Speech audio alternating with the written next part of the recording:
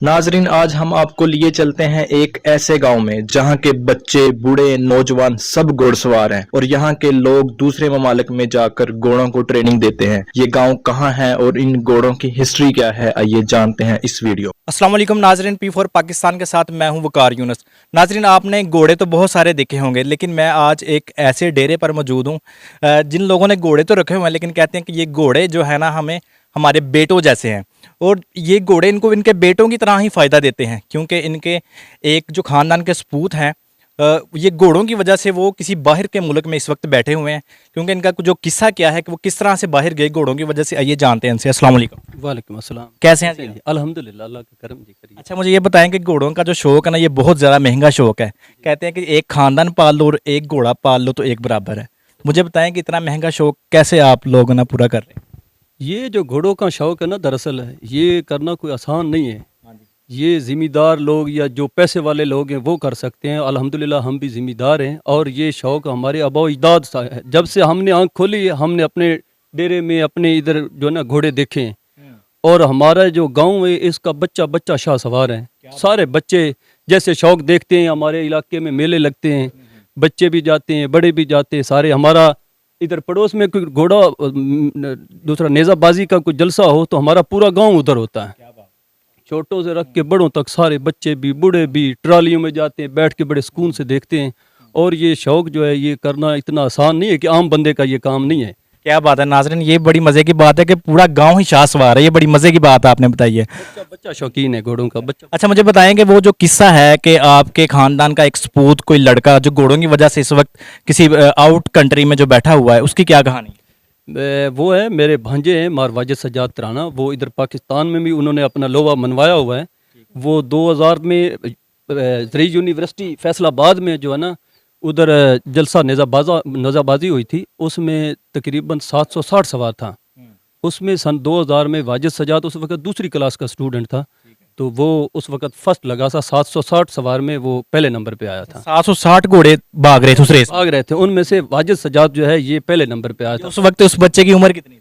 तकरीबन उसकी होगी 12-13 साल हो गए। 12-13 साल का शाह सवार जो शाह सवार था, वो फर्स्ट आया। 760 घोड़ों में। जो ज़रई यूनिवर्सिटी फैसलाबाद थी उसमें सबसे कम उम्र सवार वाजिद सज्जाद तराना था, जो पहली पोजीशन पे आया था। अच्छा, हाँ, तो फिर वो कैसे बाहर, कैसे गए, कहाँ, किसने देखा? बाहर इस तरह है कि उधर 2006 में ना horse and cattle show Lahore लगा था। उधर हमारी सेक्शन जो है उसको हेड वाजिद सज्जाद तरानी कर रहे थे, तो हमारी पहली पोजीशन आई। उधर गोरियां और बाहर यूके से भी लोग आए हुए थे काफ़ी सारे, उन्होंने भी देखा। तो फिर जब वो हुआ तो उसके बाद जब इनकी पहली पोजीशन आई तो फिर उधर से हमें एक ऑफ़र आई कि ये शाह सवार जो है ना, इसने एक बड़ा जो है ना उनको दिखाया। ये उधर खड़ा था ना, तो इसने घोड़े के ऊपर जब चढ़ने लगा ना तो इसने सिपाट में उसमें ना पाँव नहीं रखा। अच्छा, इसने छलांग लगा के? छलांग लगाई और ऊपर से आया घोड़े में ना, ऊपर से घोड़े में बैठ गया है। और अंग्रेज देख रहे थे? अंग्रेज भी थे उधर देख रहे थे। तो उन्होंने फिर सारा इंटरव्यू लिया, पूछा, तो फिर उन्होंने हमें ऑफ़र की कि ये बच्चा हमें ना हॉर्स राइडिंग के लिए उधर ना यूके में चाहिए।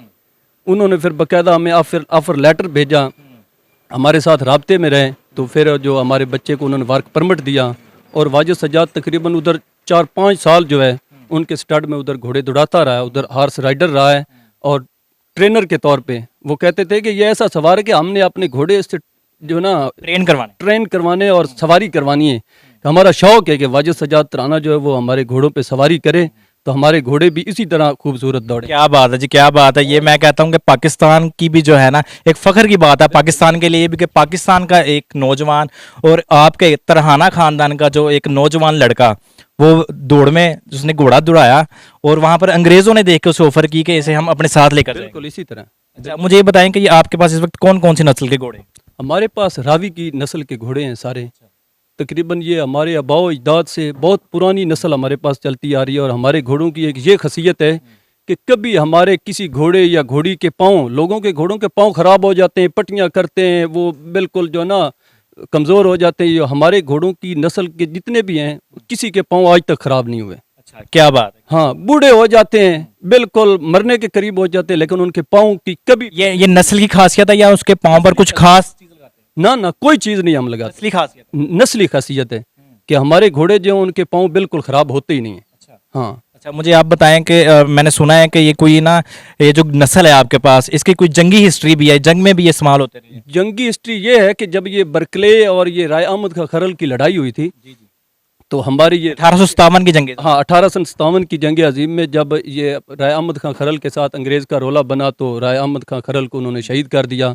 फिर रावी की जितनी फैमिलियाँ थी सब ने आपस में जो ना इकट्ठे होकर सलाह मशवरा किया कि अब अंग्रेज़ के साथ हमें लड़ना चाहिए।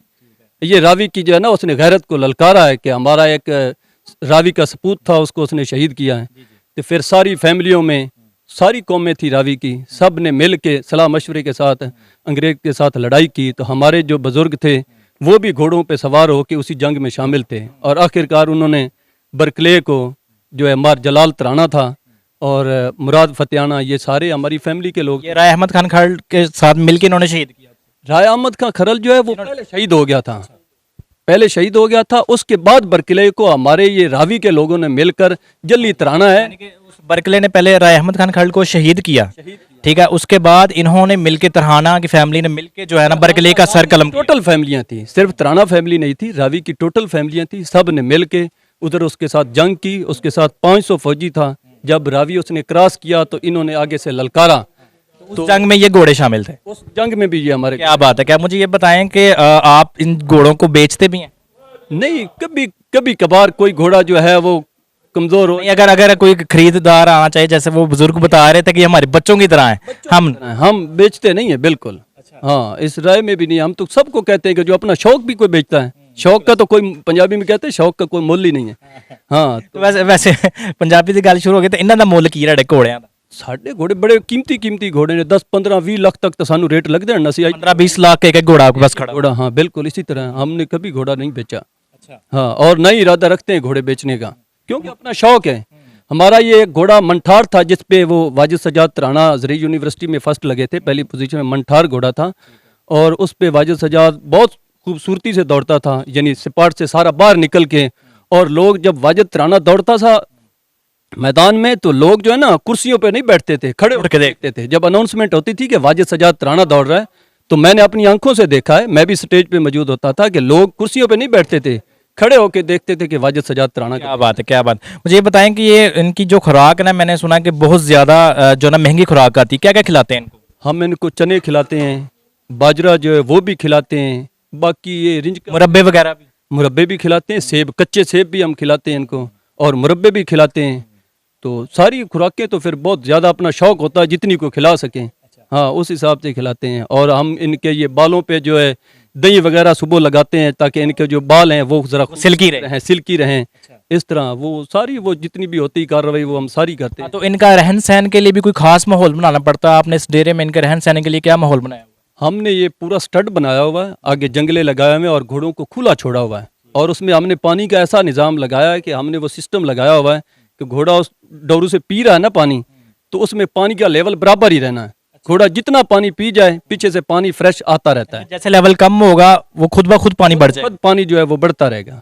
हाँ, इस तरह का निज़ाम बनाया। और चारे के लिए भी उनकी 2 जगह बनाई है, अंदर बरामदे में भी बनाई है और बाहर भी बनाई है, कि जब उसको धूप चाहिए तो बाहरले वाले पे आके खाएं, जब उसे सर्दी लगे तो अंदर वाले पे जाके खाएं। क्या बात। अच्छा, मुझे बताएं कि आप ये घोड़ों का डांस भी, जो घोड़ों का बहुत ज़्यादा मशहूर है, तो आप इनको डांस वगैरह भी सिखाया है, या नेज़ाबाजी के लिए भी घोड़े इस्तेमाल होते हैं आप? हम जो है ना घोड़ों को डांस भी सिखाते हैं। बाज़ घोड़े जो हम फ्रेश लेके आते हैं ना अपने, ये हमारे छोटे बच्चे होते हैं और बड़े होने के लिए उनको हम पहले डांस सिखाते हैं, क्योंकि उसके ये आजकल फैशन बना हुआ है कि जो घोड़ा मैदान में जाए नेज़ाबाजी के में वो ज़रा डांस करे तो ज़रा खूबसूरत लगता है, सवार ऊपर हो तो हम उसको बाकायदा ट्रेनिंग करवाते हैं, और उनको फिर जब मैदान में लेके जाते हैं तो वो अपनी खूबसूरती के साथ सवार के नीचे जो है ना ऐसे ऐसे घूमते हैं, तो वो डांस करते हैं, तो वो खूबसूरती के लिए हम ये भी करते हैं। मेनली आप डांस सिखाते हैं और उसके बाद उनको नेज़ाबाजी के लिए भी? बाजी के लिए असल हमारा शौक जो है वो नेज़ाबाजी है, नेज़ाबाजी के लिए, तो खूबसूरती के लिए कि मैदान में घोड़े जाएं तो ज़रा डांस करें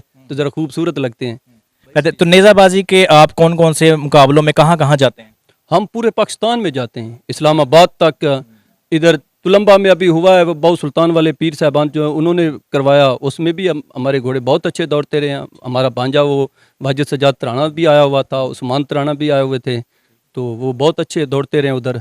और हमारा भी दिल तो बहुत करा, मैं बेसिकली इस्लामाबाद में मुलाजिम हूँ, तो जब भी इधर नेज़ाबाजी होती है तो कुछ अटेंड कर सकता हूँ, कुछ नहीं कर सकते अपनी सरकारी मसरूफियात की वजह से। तो दिल तो फिर बड़ा करता है कि हम हर जलसा जो है वो मैं भी जाके अटेंड करूँ, लेकिन कोई रह भी जाता है। और लेकिन आपका शौक तो कायम व दायम, आप जहाँ भी हाँ, जी। तो नाजरीन, जैसे कि ये बता रहे थे कि हम जहाँ भी रहे, हमारा जो घोड़ों का शौक है ना, ये खानदानी शौक है और इस गांव का बच्चा बच्चा शाहसवार है।